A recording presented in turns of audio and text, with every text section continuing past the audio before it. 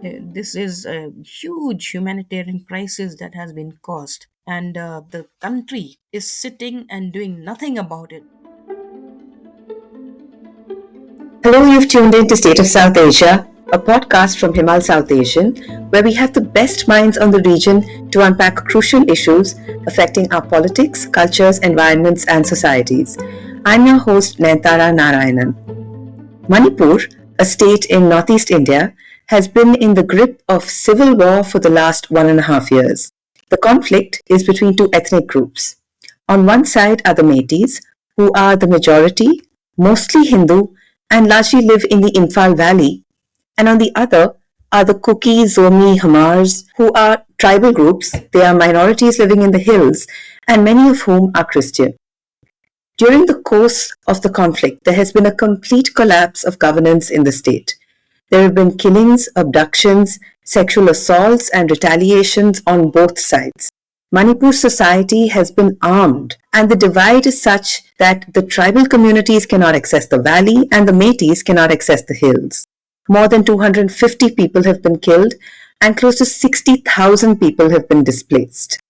The latest flare-up occurred in early November in Jiribam district when 6 members of a Meitei family, including an infant and a 3-year-old, were abducted from a relief camp and killed. And this was supposed retribution for an earlier killing of a Hmar woman by a Meitei militia. Patricia Mukhim, senior journalist and editor of the Shillong Times, is on the podcast today, the 27th of November. She joins us from Shillong to discuss how this cycle of violence and tragedy came to pass and how the union and state governments have allowed the conflict to drag on for so long. Patricia, thank you so much for being here today. Thank you. Thank you for having me. Before we get into the discussion, I'd like to quickly remind our listeners to visit our website himalmag.com, click on Support Himal, become a paying patron of the magazine, and help us in our mission to show you South Asia like no one else can. Patricia, this conflict began in May 2023. In July 2023, a video surfaced of a sexual assault of 2 Kuki women, and this was when the national media really started paying attention. You had done interviews at the time pointing out that it had taken a month and a half, and it had taken this very terrible graphic video for the rest of the country to start worrying about the situation, and even for the Prime Minister of India, Narendra Modi, to comment on anything that had happened in the state till then. It has now been 19 months of crisis. What is your assessment of the situation in Manipur now, and how is it different from how you were thinking about it last year? Nothing is different. There is this sense of having been abandoned by the state. I'm feeling it, and I know that up close and personal, the people who face this discrimination, I'm calling it discrimination because I'm sure if this had happened in any other part of India, it would not have been allowed to drift for so long. With people, hanging on for their lives and livelihoods. 60,000 people in relief camps means that those 60,000 people have also been displaced from their jobs. Those who are in the hills can't go back to their jobs in the valley, and it's the same with Meiteis who are working in the hill districts. It works both ways. It's a state that is completely disrupted, and I tend to think that if at this point people were allowed a referendum, they would vote out this present government and its chief minister. I'm sure that both the Kukis and Meiteis are very disaffected by what's happening. It's not as if one group is for the government and the other is not. When there is, inborn turmoil in a state, everyone suffers. It's not just one or the other group. Right. Let's, go back to how all of this actually began. In April 2023, the Manipur High Court had asked the state government to recommend scheduled tribe status for the Meiteis to the central government. And the tribes like the Kuki-Zomi-Hmars and the Nagas, they had long complained that development in the state had been always unequally benefited the Meitei majority, and that this step would further that skew. So at that point, tribal students took out protest marches. It was during one of these marches that the first clash occurred that has since then spiraled completely out of control. There have always been these tensions between the Meiteis and the Kukis and other tribal groups, both along ethnic and the interlinked religious lines. But how has this conflict of the past year and a half changed or deepened that? There are a number of issues that needed to be addressed because the Meiteis are reduced to living in the valley only. They're not allowed to buy land in the hills. The people from the hills are allowed to buy land in the valley. I think this is a very unequal situation, an unequal arrangement, and I think it should have been addressed at the proper time, but it was never done so because of political reasons. Nobody, no politician wants to shake up the status quo. No one wants to take corrective measures. And in fact, those of us who travel to Manipur frequently, we knew that one day this was going to come to a boil. How can 9/10 of the people live in 1/10 of the area and vice versa? So that is one unequal arrangement, and which is the reason why the Meiteis want scheduled tribe status. The reason why they can't buy land in the hills is because they're not scheduled tribes. But in the first instance, I think the High Court exceeded its brief. It is not the brief of the High Court to ask anyone, to settle the scheduled tribe status. That was stated much later by the Supreme Court of India. So, see, things are always on the boil because there is this demand for ethnic homelands, which I've always said in my writings is difficult, to achieve, because if everyone has a homeland and you have little, sort of principalities, how does the center manage? In the first place, many of the states or all of the states of the Northeast have been created despite not being economically viable. We're so dependent on the center for about 90% of our financial resources. We generate less than 10%. So, with that kind of situation, then you want to further divide yourself. It becomes a difficult situation. But now, what has happened in Manipur is no-go situation. The Kukis will not accede to anything less than a separate sort of arrangement, like what happened into Kashmir and Jammu, kind of a union territory kind of status. Yeah. So it's almost a kind of stalemate right now that the crisis has led to. But coming to the role of the state government and Chief Minister Biren Singh, who belongs to the BJP, according to a news report in The Wire in August last year, the central government was all set to sign an accord with the Kukis that would supposedly have granted them autonomy under a territorial council, much to the displeasure of Biren Singh, who belongs to the Meitei community. The violence then broke out that same month, and this accord was supposedly put on the back burner.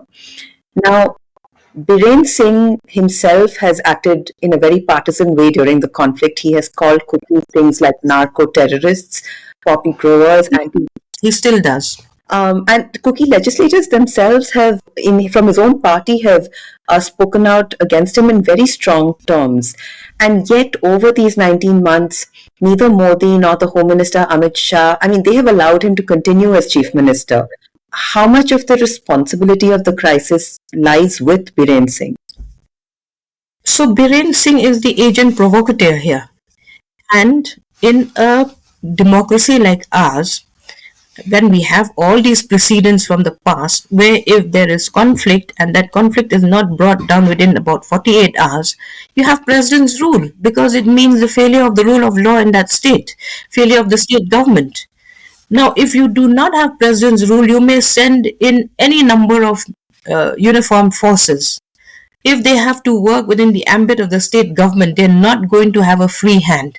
So it's pointless just sending in more and more uniformed personnel there. Already in the past, Manipur had the highest number of uniformed personnel at about 55,000 at that time. And now they may be more. But what can they do if their hands are tied? They're not free agents. There's everything that's gone wrong with Manipur. I saw an article written by former Home Secretary Mr. G.K. Pillai saying that Actually, Biren Singh he should have been arrested for crimes. You know, this is a huge humanitarian crisis that has been caused, and that the country is sitting and doing nothing about it tells you just how much they care about this region. They keep saying all kind, they keep eulogizing the region and all that, but I think it's all lip service. And even Mr. Modi, the prime minister, it took him a long time before he uttered the word Manipur, and he literally had to be dragged to parliament, if you remember. And then Mr. Amit Shah came in just once after the conflict. After that, it's been, like very sort of parleys with people from the Kuki community going to Delhi and protesting, and then MLAs wanting to meet the Union Home Minister, he meeting them without any resolution whatsoever, because for them, Biren Singh is the man that they trust, perhaps, so they don't want to displace him. Right, and there have been other kinds of obfuscation, right? In fact, 10 Kuki legislators from Manipur have said that the union government had lied in the Supreme Court about Biren Singh meeting them to resolve the crisis. There's no question of meeting. The situation is such that you cannot even have conversations anymore. There isn't a space for conversation. I mean, they're too, like you said, there's too much of obfuscation, all meant to deceive. Nothing is going to happen. And in the first place, those weapons that were looted from the police armory, they were allowed to be looted. Now they are saying that 3,000 weapons have been recovered. They have been recovered, but they have caused havoc. People have been killed with those weapons. Patricia, you mentioned, the kind of delay, the reluctance of Modi and Amit Shah to say anything about Manipur, to react to the situation. But, what has the role of the central government been, and why are they so reluctant to act? Whether it is to impose president's rule or in such a way that it brings this immediate violence to an end. See, I think it's because they don't have a second person like Biren, who is, the BJP flag bearer. There's nobody that they can trust, so they think he has delivered Manipur twice over to the BJP. So why should they upset the apple cart? That's the only reason. And there's no second in command, so to say, after Biren. Right, but given how the crisis has panned out in the next assembly elections, is anyone going to vote for the BJP, do you think? No, I don't think so.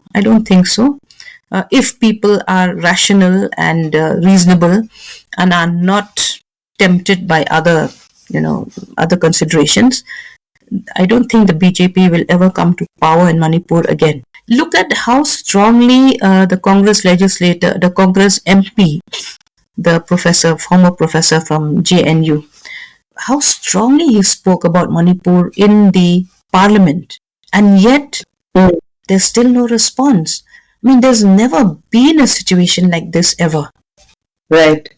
So in April this year, Himal contributor Meitei Siklu wrote about how under Modi, the Northeast is more united with India, but more divided within.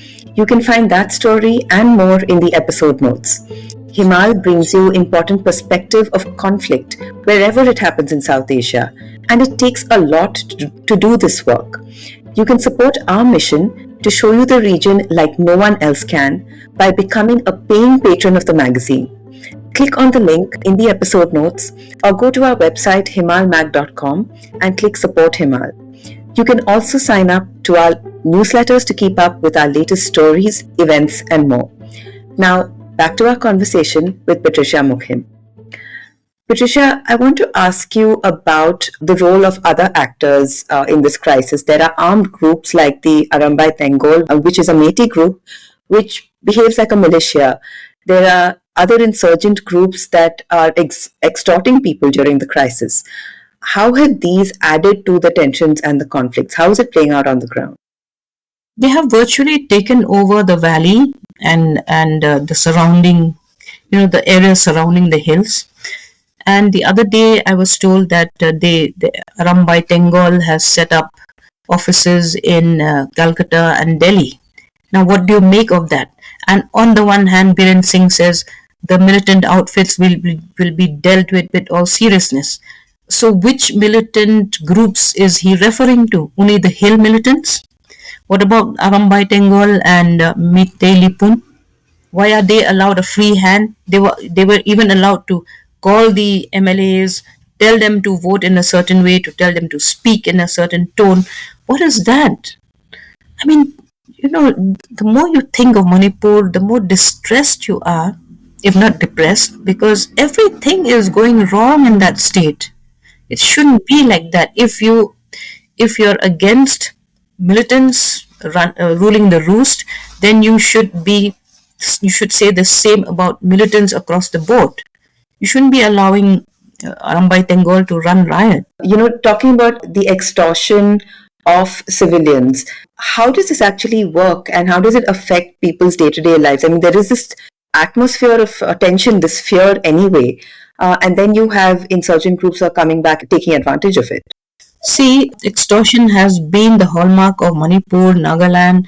Later, it came to Meghalaya, Assam. All militant outfits survive on extortion. They buy their arms and all that through extortion. And in Manipur and Nagaland, it's like the amounts are debited at source. Militants come to respective offices and collect it.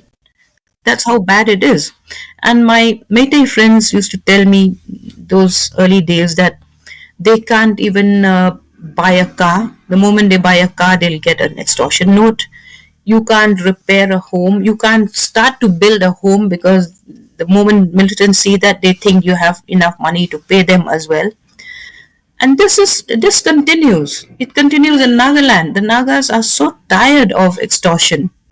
The ordinary civilians, they're tired because also there are so many groups. It's not just one group, different groups, and all surviving on extortion. Even when you think about the Northeast and what economic trajectory it should take, do you think anyone would feel the drive to come and invest here, to start a business here, although we have resources? Meghalaya has coal, limestone, and everything. The other states have other resources, but why would anyone even want to come and invest in a state or in states that cannot assure the rule of law, cannot ensure that the rule of law prevails? So, after this flare up of violence in Jiribam district on November 11th, the government reintroduced the very controversial Armed Forces Special Powers Act, or AFSPA, in some regions of Manipur. And there have already been protests with hundreds of people defying curfew orders. Given the history of AFSPA, the fact that the armed forces committed several atrocities under cover of this act, what are the ramifications of it being reintroduced, even in a limited way now? So it gives the armed forces a free hand, in short. And we know from past history that the Meiteis were the most vociferous against AFSPA, especially after Manorama Thangjam was abused and sexually molested and then killed. Then they had the naked protest, if you remember. Then we had that lady who went on a 16-year fast. Yeah, one of the activists. It didn't work. Of course, later on, the areas under AFSPA were reduced. But at this point, I don't know if AFSPA is going to help in any way other than allowing the army to just push into anybody's house, anyone they think who's a suspect. It feels as if the central government is just allowing one thing after the next, just trying out things without really wanting to bring anything under complete control. And now you have Biren Singh saying he's very happy that the NIA is taking up all the cases. Does he think that the NIA is a free agent? It's part of the Union Home Ministry. So what is it that he is intending to get from the NIA? What is the report that he's looking for? It will be just that he wants them to corroborate what he is saying all along. And now they're saying that we have proof that there are external agents who are causing this, this whole turmoil.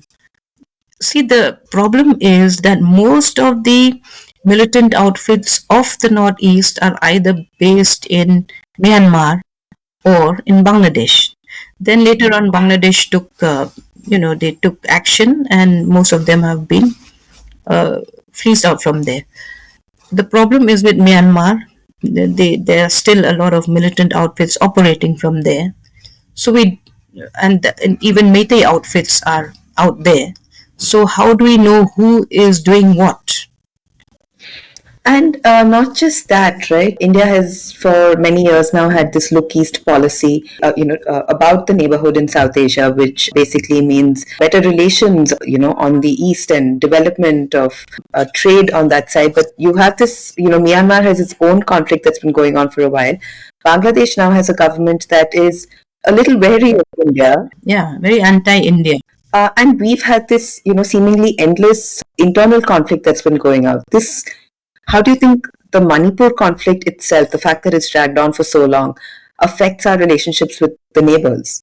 See, right after Myanmar went into a spin, after Aung San Suu Kyi had lost power, since then, trade has come to almost a standstill, particularly formal trade. As it is, formal trade was very insignificant. It is the informal trade, we respectfully call smuggling the informal trade. That was what was happening. Now, with the Manipur in turmoil, that is, it's history now. You can't think of any trade happening. And then, no, let's come back to this look east policy. Then it turned into act east policy under the Modi regime. Who is it for, by the way, this act east policy? See, when you make a policy, you make it from the ground up, which means that you consult the people, the main stakeholders. If you think it is for the Northeast, then the people from the Northeast, at least the legislators from this region, should have been consulted for that roadmap to be made so that we know what we are trading in. Do we have the resources to trade with Southeast Asia? Of course, for a brief while, there were a lot of patients who had come in from Myanmar to Manipur to be treated. But then, the External Affairs Ministry found some problems with visa. That created a lot of problems, and that also got a short shrift. So we we are still never able to understand. And the MEA keeps having these discourses, these seminars, these workshops again and again on the Act East policy. But we know that the Act East policy actually benefits the eastern coastal areas of India, the wherever you have ports. Maybe. Yeah. So we understand where this Act East came from. It came from the idea that we shouldn't be looking at the West for all our economic transactions, that we should also be looking east. But perhaps it is our fault in the region that we think the look east policy, later turned Act East policy, is about us. It may never have been about us, because you have that Kaladan multimodal project that is supposed to link Mizoram to Myanmar and further on. Then you have the trilateral highway. These are, I think these have sort of been, they haven't received the attention that they should have. And the problem, again, as I said earlier, is that policies change with governments. At one time, when the Congress government was in power and the donor ministry was headed by Mani Shankar Iyer, there were a lot of, exchange of people coming from Thailand and other places to the region to talk business, and people from the region going there. They were actually facilitated to talk to each other, on a people to people kind of interface. After that, it all stopped. So government policies don't really, they're not sustainable in the long run. And it is the people, I think, who suffer. Right. I just very want to quickly make a note to listeners that the donor ministry is a ministry for the development of the Northeast region specifically. Patricia, I want to come back to the question of the security forces for a minute. We spoke about AFSPA earlier. But how have security forces, like the Central Reserve Police Force that is deployed in many parts of the state now, how have they behaved over the course of the conflict, aside from the obvious failure to contain it? It's a very difficult situation for them as well, because see, the state is divided into half, and then the Assam Rifles is alleged to be partisan towards the the Kukis and other hill tribes, because there are more of them in the Assam Rifles. The Manipur police has been alleged to be pro Meitei. The CRP, I'm not so sure that they can really contain the situation. Yeah, I mean, they'll just try and sort of walk up and down, try and create a sense of security. But this whole conflict is meant to be addressed by conversations, talking to each other. I mean, there should be a meeting point. Now, this is here where we find that we are so inadequate. We don't have the tools for conflict resolution. We don't know how to go about it. We don't know what vocabulary to use. We feel so helpless, because when two people are fighting, there needs to be a third party to bring the two together, to at least talk sense. No, And that ideally should be the government, whether state or center, right? it could be the government, but it could also be groups, maybe civil society groups that have proven themselves to be conflict resolution makers. Right. And one of our pieces, I think earlier this year, we had a contributor write about how one of the worst things that's happened has been the breakdown of civil society. And that's very worrying for not just Manipur, but the whole of the Northeast. Yeah, yeah. The whole of the country, if you ask me, because civil society has been hounded out, on several pretexts. So they are actually very disarmed, and it's very difficult for them to come together again. The other big problem, of course, is the way information has been used, almost weaponized. In the bigger picture, how has the national media reported on the conflict since it started in May 2023? And how has this affected how things have played out since then?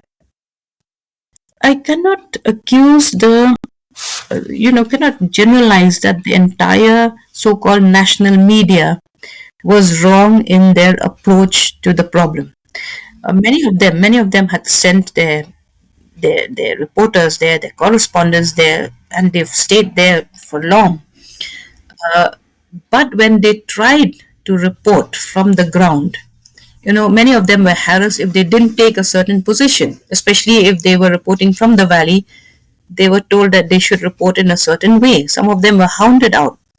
So it's not as if those reporters were partisan in any way, but they didn't have the liberty to report the truth. And then it was difficult for many of them to go to the hills. I remember going to Kangpokpi and taking the long route from Dimapur, Senapati, till you reach Kangpokpi. So for them, there was no information outflow, because the internet was withdrawn, and it is difficult for reporters to go all the way. Some of them did go though, but largely information was flowing from the valley to the rest of the country. So in many ways, and then you know how the media is today. I don't need to tell you how partisan the media is. So they took whatever they felt was their brief. And so especially if you're writing, if you are from the print media, by the time your report reaches the desk, and the desk is so unfamiliar with the region, by the time the story goes out, it goes out in a very skewed way. Sure. And has that changed at all over the last 1.5 years? Do you see better reporting now as people have tried to understand the region and the conflict better? I think now, yes, because of articles that people have written, and written very intimately, I think many people now understand the situation better, also because it's gone on for so long. And the Kukis have come to Delhi, spoken up. The Meiteis have also come to Delhi, spoken up. So, it's no longer reduced to being in that periphery. And somehow I think people from that state are quite good in sort of telling their own stories, whichever the story is. Yeah. So it depends on the listener to make their own judgments. If I'm the affected party, naturally I will say it my way. I'm not going to be empathetic towards the one who's inflicting violence on me. So, yeah. So, what is the way out of this conflict? You had mentioned earlier, and some Kuki legislators have said that, for the short term, there should be president's rule, and then eventually separate administrations for both communities, possibly in the form of union territories. What do you think is a possible political and administrative solution? Actually, you earlier asked me what's the way forward. The way forward is for Biren Singh to step down or to be asked to step down. That's the first step. That will reduce tempers. And perhaps then, whoever comes, if it's president's rule, then it will be a different kind of situation. The army will be given a free hand to do what they need to do. And none of these militant outfits will have any godfather. Only then will things begin to straighten out. Otherwise, with Biren Singh there, you can't think of peace building steps. And Patricia, what is the way forward for Manipur as a society over the course of this conflict? There are people who were friends, neighbors, who are now on just these opposite sides of the battle lines, and this has been a very violent conflict. Somewhere the social fabric has been deeply, deeply affected. Absolutely. So, what is the way forward for Manipur and its people? See, people, when we say people, it's quite ambiguous because it's the state that should be worried about the situation. People will finally come around. Friends will manage to get back to their friendships. But as of now, they are a tortured people. They are people who can't think of a single night of peace. They can't think of sleeping peacefully like anyone else anywhere is doing. They don't have that good fortune. And to be constantly in that frame of mind, think of the trauma. Think of the trauma that visits those people in the refugee camps. 1.5 years. The camps we visited last year had 3 women delivering babies and no privacy, no nothing. One has to be there to really understand how deep the wounds are. So, to talk of coming back to, I don't like that word normalcy at all because I don't think there's anything normal. So, to talk of coming back to a normal way of life, so to say, is really difficult. It's like building from scratch. Those people who have lost their homes in the valley, homes worth crores of rupees, their life savings, how do they rebuild that? How do you rebuild lives? So it's not going to be easy, and I'm sorry I don't have an easy recipe for bringing back Manipur on track. I don't think anyone could possibly have an easy solution. Not even the government, not even the government, because the government may, the state can do certain things, but the state is emotionless. And here we are dealing with people's emotions. Mm. But of course, if what the cookies demand is granted to them, perhaps that could be the first step towards rebuilding their lives. Right. My final question, if I can ask you for a few recommendations on Manipur or the Northeast. This could be a book, fiction or non-fiction, or a movie or another podcast maybe. What could people listen to just understand the region better? A podcast like the one you're having now is good as a beginning. But there are several books on the region written by British authors because, we were an oral history people. The Khasis were the tribe where I belong to. We only got our script in 1841. So much of our history is oral history, and recorded history is by the British, which of course is not entirely correct.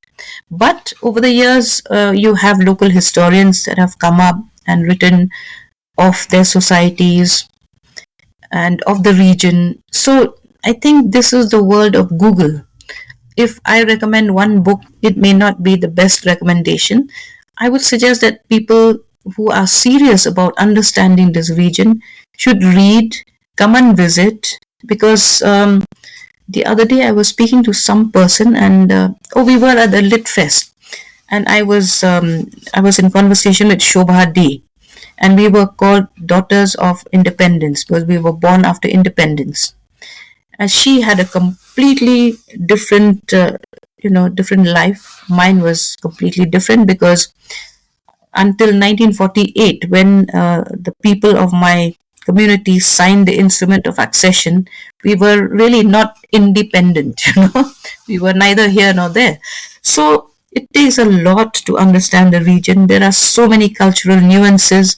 The best thing is to try and visit here, speak to people, or meet people who are from this region wherever you are in different parts of India. There are a lot of people from the region having to go out because there are just no employment opportunities. So many of them are in Bangalore, Delhi, Bombay, and not really happy with the kind of life that they have to live there, but they are forced to leave the region. Patricia, thank you so much for spending time with us today and for this very important and illuminating conversation. Thank you for being here. Thank you for having me. That was Patricia Mukhim on the State of South Asia podcast. You can read much more about Manipur and India's Northeast on our website himalmag.com. Read about how the ethnic violence ripped a queer friendship apart, or how the Manipur conflict has lessons for all of the Northeast. You can find these stories and more in the episode notes. Don't forget to tune into the next edition of the South Asia Review of Books podcast, where Shweta Srikantan will be speaking to writer Tariq Ali. Follow the Himal South Asian podcast channel on your podcast app to find all our latest episodes, and you can share, rate, and review them. Don't forget to sign up for our newsletters to keep up with Himal's work. This episode was edited by Ritika Chauhan. We'll be back soon with another in-depth conversation on the next episode of State of South Asia with me, Nayanthara Narayanan. Thank you for listening, and see you then.